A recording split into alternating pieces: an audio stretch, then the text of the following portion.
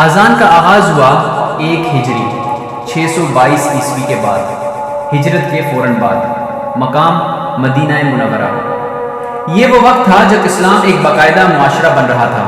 مدینہ کی ایک خاموش رات تھی، چاندنی پھیلی ہوئی تھی اور حضرت محمد صلی اللہ علیہ وسلم اپنے صحابہ رضی اللہ عنہ کے ساتھ ایک مسئلے پر غور کر رہے تھے۔ لوگوں کو نماز کے لیے کیسے بلایا جائے؟ کوئی کہتا گھنٹی بجائیں، کوئی کہتا آگ جلائیں، کوئی کہتا بغل بجائیں، لیکن ہر تجویز کو رد کر دیا گیا۔ کیوں؟ کیونکہ اسلام کو ایک الگ شناخت دینی تھی۔ وہ رات جس نے تاریخ بدل دی، اسی رات ایک صحابی حضرت عبداللہ بن زید رضی اللہ عنہ سوئے، لیکن یہ کوئی عام نیند نہیں تھی۔ انہوں نے خواب میں دیکھا ایک نورانی چہرے والا شخص سبز لباس میں ہاتھ میں گھنٹی لیے کھڑا ہے۔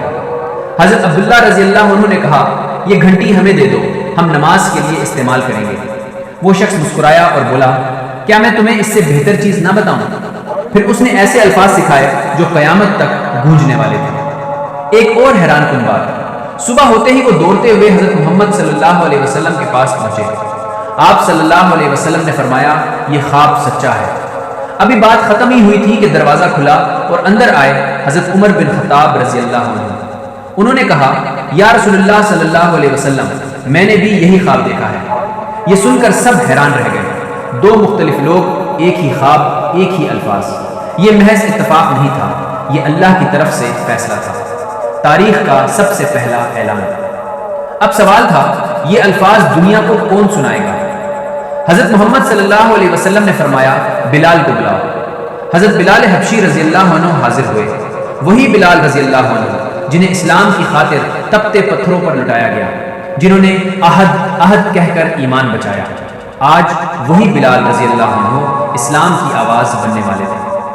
پہلی آذان، ایک ناقابل فراموش لمحہ۔ مدینہ کی فضا خاموش تھی، پھر اچانک ایک آواز بلند ہوئی، اللہ اکبر، اللہ اکبر۔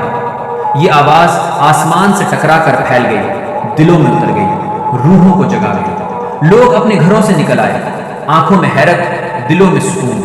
یہ تھی دنیا کی پہلی آذان۔ آذان کا مقصد، آذان صرف بلانا نہیں، یہ ہے اللہ کی بڑائی کا اعلان، توحید کی گواہی، کامیابی کی دعوت۔ حی علی الفلاح، آؤ کامیابی کی طرف۔